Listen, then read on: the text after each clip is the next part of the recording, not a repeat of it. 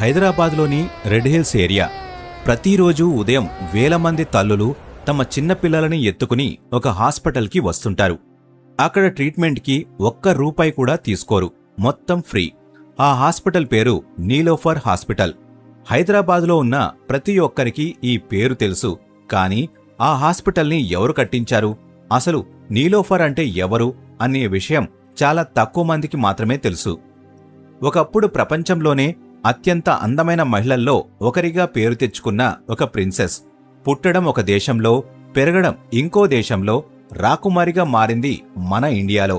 తన జీవితాంతం పిల్లల కోసం ఎంతో ట్రై చేసి తను ఎప్పటికీ తల్లి కాలేను అని తెలిసాక వేలాది మంది తల్లుల కోసం, పిల్లల కోసం ఒక పెద్ద హాస్పిటల్ని కట్టించిన ఒక రియల్ లైఫ్ హీరో. ప్రపంచం ఆమెను మర్చిపోయి ఉండవచ్చు, కానీ హైదరాబాద్ చరిత్ర ఆమెను ఎప్పటికీ మర్చిపోదు. ఈరోజు మనం మాట్లాడుకోబోయే స్టోరీ కన్నీళ్లు తెప్పించే ఒక నిజమైన రాకుమారి కథ, ప్రిన్సెస్ నీలోఫర్ది. డేట్ 4 జనవరి 1916. టర్కీలోని ఇస్తాంబుల్లో ఉన్న ఆటోమన్ రాయల్ ఫ్యామిలీలో ఒక పాప పుట్టింది. ఆమె పేరే నీలోఫర్. వాళ్ల నాన్న సలావుద్దీన్ బే ఆటోమన్ కోర్టులో చాలా మంచి పొజిషన్లో ఉండేవారు. ఇక వాళ్ల అమ్మ పేరు ఆదిల్ సుల్తానా. ఆమె సాక్షాత్తు అప్పటి సుల్తాన్ మురాద్కి సొంత కూతురు. అంటే నీలోఫర్ పుట్టుకతోనే ఒక ప్యూర్ రాయల్ బ్లడ్ లైన్లో పుట్టింది. ఒక దేశాన్ని ఏలే రాజుల ఫ్యామిలీ అది. కానీ విధి ఆడుకున్న నాటకం వేరు. ఆ రాయల్ లైఫ్ కేవలం 2 సంవత్సరాలు మాత్రమే నిలిచింది. 1918లో నీలోఫర్ వాళ్ళ నాన్న చనిపోయారు. అక్కడితో కష్టాలు ఆగలేదు. 1924 వచ్చేసరికి టర్కీ దేశం ఒక రిపబ్లిక్గా మారిపోయింది. దానివల్ల ఆటోమన్ రాయల్ ఫ్యామిలీ మొత్తాన్ని ఆ దేశం నుంచి శాశ్వతంగా బయటకు పంపించేశారు. అప్పటికి నీలోఫర్ వయస్సు కేవలం 8 సంవత్సరాలు. ఆ చిన్న వయసులో తన తల్లితో కలిసి ఫ్రాన్స్లోని నైస్ అనే సిటీకి వచ్చి ఒక చిన్న ఇంట్లో సెటిల్ అవ్వాల్సి వచ్చింది. చేతిలో చిల్లి గవ్వలేదు, ఎలాంటి ప్రాపర్టీస్ లేవు.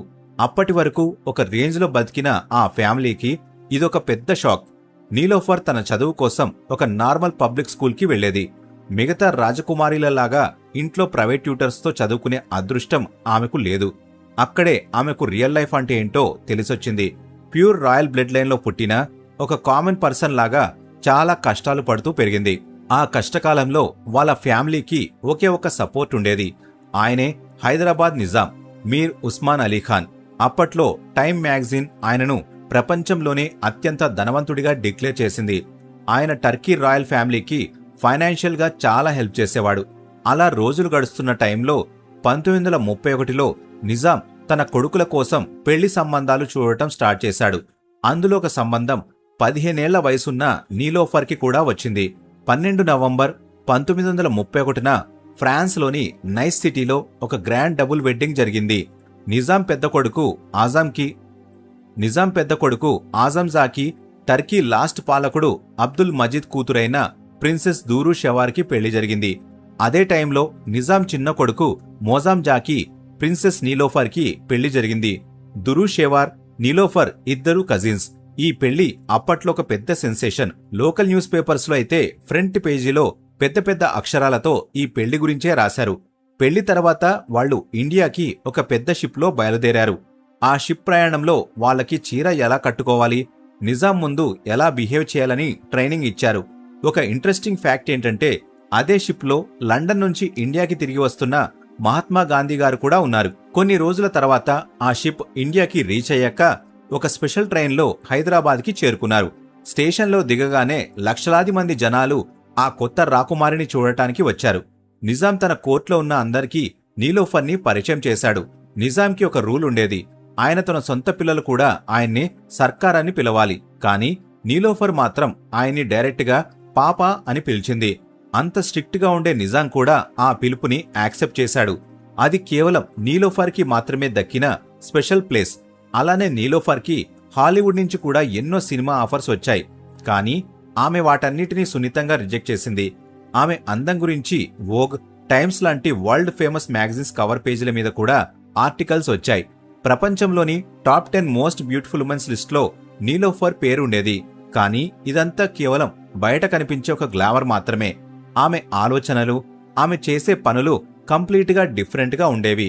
హైదరాబాద్లోని నౌబత్ పహాడ్ దగ్గర ఉన్న హిల్ ఫోర్ట్ ప్యాలెస్లో నీలోఫర్ తన భర్తతో కలిసి ఉండేది. ప్రతిరోజు సాయంత్రం వాళ్ల ఇంట్లో కవి సమ్మేళనాలు జరిగేవి, ఫోటోషూట్స్ జరిగేవి. బయట నుంచి చూసేవాళ్లకి వాళ్ల లైఫ్ చాలా పర్ఫెక్ట్గా అనిపించేది. కాని ఇక్కడే నీలోఫర్ తన రియల్ క్యారెక్టర్ని బయటపెట్టింది. ఆ టైంలో హైదరాబాద్ రాయల్ ఉమెన్స్ కి ఒక స్ట్రిక్ట్ రూల్ ఉండేది. అదే పర్దా సిస్టమ్. వాళ్ళు ఎప్పుడూ పబ్లిక్లోకి రాకూడదు. ఒకవేళ వచ్చినా ముఖం కనిపించకుండా కవర్ చేసుకోవాలి. కానీ నీలోఫర్ ఈ రూల్ని బ్రేక్ చేసింది. పబ్లిక్ ఫంక్షన్స్ కి వెళ్లేది, ఈవెంట్స్ ఇనాగ్రేట్ చేసేది, ఈవెన్ కాక్టైల్ పార్టీస్ కి కూడా అటెండ్ అయ్యేది. ఆమె కాన్ఫిడెన్స్ చూసి అప్పటి జనాలు ఆశ్చర్యపోయేవారు. ఆమె అక్కడితో ఆగలేదు. Indian women conference Hyderabad chapter కి ప్రెసిడెంట్ గా వర్క్ చేసింది. సరోజినీ నాయుడు గారి కూతురు పద్మజా నాయుడుతో నీలోఫర్ కి మంచి ఫ్రెండ్షిప్ ఏర్పడింది. ఇద్దరి బ్యాక్గ్రౌండ్స్ వేరైనా వాళ్ళ ఆలోచన విధానం ఒకటే. వరల్డ్ వార్ II టైంలో నీలోఫర్ ఒక నర్సుగా ట్రైనింగ్ తీసుకుని గాయపడిన సైనికులకు స్వయంగా సేవ చేసింది. లేడీ హైదరీ క్లబ్ ద్వారా చారిటీ ఫండ్స్ కలెక్ట్ చేసి ఎంతో మందికి హెల్ప్ చేసింది. అప్పట్లో ఏ రాయల్ ఉమెన్ కూడా ఇలాంటి పనులు చేసే సాహసం చేయలేదు. కానీ నీలోఫర్ చేసి చూపించింది. ఇంత పాపులారిటీ, ఇంత పవర్ ఉన్నా సరే నీలోఫర్ పర్సనల్ లైఫ్లో మాత్రం ఒక పెద్ద వెలితి ఉండేది. పబ్లిక్ కి పెద్దగా తెలియని విషయమేమిటంటే నీలోఫర్కి సొంత బిడ్డను కనాలని చాలా పెద్ద కోరిక ఉండేది. దానికోసం ఆమె యూరోప్లోని టాప్ డాక్టర్స్ అందరినీ కన్సల్ట్ చేసింది. ఎన్నో ట్రీట్మెంట్స్ తీసుకుంది. కానీ ఎలాంటి రిజల్ట్ లేదు. ఆమె ఎప్పటికీ తల్లి కాలేదు. ఇదే విషయం వల్ల 1948లో వాళ్ల పెళ్లైన 17 సంవత్సరాల తర్వాత ఆమె భర్త మోజాంజా ఆమెకు కనీసం చెప్పకుండా ఇంకో పెళ్లి చేసుకున్నాడు. ఆ కొత్త భార్యకి 4 ఏళ్లలో 3 పిల్లలు కూడా పుట్టారు. ఈ ఇన్సిడెంట్ తో నీలోఫర్ లోపల నుంచి పూర్తిగా బ్రేక్ అయిపోయింది. ఆ రోజు నుంచి ఆమె తన భర్త మోజాంతో మళ్లీ ఎప్పుడు మాట్లాడలేదు. ఒకవైపు తల్లి కాలేకపోతున్నానన్న బాధ, మరోవైపు భర్త చేసిన మోసం, ఇవన్నీ ఆమెను డిప్రెషన్లోకి నెట్టేశాయి. కానీ ఆ బాధే హైదరాబాద్ చరిత్రలో ఒక గొప్ప మార్పుకి కారణమవుతుందని అప్పట్లో ఎవరూ ఊహించలేదు. 1949వ సంవత్సరం నీలోఫర్ కి తన దగ్గర పనిచేసే రఫత్ ఉన్నీసా బేగం అంటే చాలా ఇష్టం. రఫత్ ప్రెగ్నెంట్ గా ఉన్నప్పుడు డెలివరీ టైంలో సరైన డాక్టర్స్ లేక, కనీస మెడికల్ ఫెసిలిటీస్ లేక ఆ డెలివరీలోనే కన్నుమూసింది. ఈ సంఘటన నీలోఫర్ ని పూర్తిగా కుదిపేసింది. అదొక పర్సనల్ లాస్ మాత్రమే కాదు, హైదరాబాద్లోని వేలాది మంది ఆడవాళ్ల పరిస్థితి కూడా ఇదే అని ఆమెకు అర్థమైంది. సరైన హాస్పిటల్ లేకపోవడం వల్లే ఇలాంటి ప్రాణాలు పోతున్నాయని ఆమెకు రియలైజేషన్ వచ్చింది. వెంటనే నేరుగా నిజాం దగ్గరకు వెళ్ళింది. ఇక మీదట హైదరాబాద్లో ఏ ఆడిది కూడా రఫత్ లాగా ప్రాణాలు కోల్పోకూడదు, దానికి మీరు హెల్ప్ చేయాలని అడిగింది. ఆమె ఉద్దేశం అర్థం చేసుకున్న నిజాం వెంటనే రెడ్ హిల్స్ లో ఒక పెద్ద ల్యాండ్ కొన్నాడు. టాప్ ఆర్కిటెక్ట్స్ ని పిలిపించి ఒక international standard hospital construction start చేయించారు. ఆ హాస్పిటల్ పేరు ఎప్పటికీ నిలిచిపోయేలా దానికి నీలోఫర్ హాస్పిటల్ అని పేరు పెట్టారు. కానీ ఇక్కడ ఒక పెద్ద హిస్టారికల్ ట్విస్ట్ జరిగింది. హాస్పిటల్ పనులు జరుగుతున్న టైంలోనే 13 సెప్టెంబర్ 1948న ఇండియన్ ఆర్మీ హైదరాబాద్లోకి ఎంటర్ అయింది. దానికే ఆపరేషన్ పోలో అని పేరు పెట్టారు. కేవలం 5 రోజుల్లోనే, అంటే 17 సెప్టెంబర్ రాత్రికి నిజాం దక్కన్ రేడియోలో అనౌన్స్ చేస్తూ తన సైన్యాన్ని సరెండర్ అవ్వమని ఆర్డర్ పాస్ చేశాడు. 224 సంవత్సరాల పాటు దక్కన్ని పాలించిన ఆ సామ్రాజ్యం కేవలం వారం రోజుల్లోనే కనుమరుగైపోయింది. ఈ ఆపరేషన్ పోలో జరుగుతున్న టైంలోనే నీలోఫర్ లండన్లో ఉంది. ఇండియాలో పరిస్థితులు అస్సలు బాగోలేవు, ఇప్పుడు తిరిగి వెళ్లొద్దు అని ఆమెకు తెలిసిన వాళ్లంతా చెప్పారు. కానీ ఆమె వినలేదు. ఇండియాకి తిరిగి వచ్చింది. ఒకప్పుడు నిజాం ఫ్యామిలీ అంటే జనాలు భయపడేవాళ్లు. కానీ ఇప్పుడు అదే ఫ్యామిలీ ఒక చిన్న ప్యాలెస్ 4 గోడలకే పరిమితమైపోయింది. ఆ పరిస్థితుల్లో కూడా నీలోఫర్ డైరెక్ట్ గా తన హాస్పిటల్ కన్స్ట్రక్షన్ సైట్ కి వెళ్ళింది. తన చేతులతో కడుతున్న ఆ హాస్పిటల్ గోడల్ని చివరిసారిగా చూసుకుంది. హైదరాబాదులో ఆమె చేసిన లాస్ట్ పని అదే. ఆ తర్వాత ఆమె శాశ్వతంగా లండన్ వెళ్ళిపోయింది. మళ్లీ ఎప్పటికీ హైదరాబాద్కి తిరిగి రాలేదు. ఆమె వెళ్లిపోయిన తర్వాత 1953లో ఆ హాస్పిటల్ పబ్లిక్ కి ఓపెన్ అయింది. స్టార్టింగ్లో కేవలం 100 బెడ్స్ తో మొదలైన ఆ హాస్పిటల్ ఈ రోజు 1200 బెడ్స్ తో ఆసియాలోనే అతిపెద్ద ఉమెన్ అండ్ చిల్డ్రన్ హాస్పిటల్స్ లో ఒకటిగా నిలిచింది. పీడియాట్రిక్స్, నియోనాటాలజీ లాంటి ఎన్నో డిపార్ట్మెంట్స్ తో ప్రతిరోజు వేలాది మందికి ఫ్రీ ట్రీట్మెంట్ అందిస్తోంది. తను తల్లి కాలేకపోయినా లక్షలాది మంది తల్లుల కన్నీళ్లు తుడిచింది నీలోఫర్. ఇక ఆమె పర్సనల్ లైఫ్ విషయానికి వస్తే 1952లో తన భర్త మోజాంజాకి అఫీషియల్ గా డివోర్స్ ఇచ్చేసి ఫ్రాన్స్ లో సెటిల్ అయింది. వోగ్ మ్యాగజైన్ వాళ్లు ఆమె కట్టే చీరల గురించి స్పెషల్ ఎడిషన్స్ రిలీజ్ చేశారు. 21 ఫిబ్రవరి 1963న ప్యారిస్ లో ఎడ్వర్డ్ జూలియన్ పోప్ అనే అమెరికన్ వార్ హీరో ఫిలిం ప్రొడ్యూసర్ని ఆమె రెండో పెళ్లి చేసుకుంది. ఆ తర్వాత 12 జూన్ 1989న ప్యారిస్లోనే ఆమె తుది శ్వాస విడిచింది. ఆమె లాస్ట్ విష్ ప్రకారం బాబాగ్ని సిమెట్రీలో వాళ్ళ అమ్మ సమాధి పక్కనే ఆమెను కూడా ఖననం చేశారు.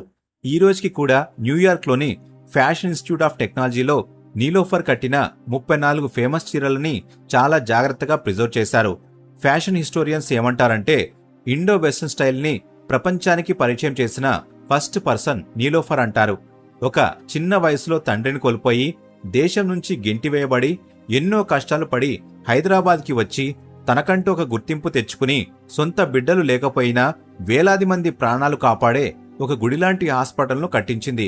ఈ ప్రపంచం నీలోఫర్ని మర్చిపోయి ఉండవచ్చు, కానీ హైదరాబాద్ రెడ్ హిల్స్లోని ఆ హాస్పిటల్ బోర్డు మీద ఉన్న ఆమె పేరును మాత్రం కాలం ఎప్పటికీ చెరిపేయలేకపోయింది. She's a true queen who ruled with compassion. ఇది ప్రిన్సెస్ నీలోఫర్ రియల్ స్టోరీ.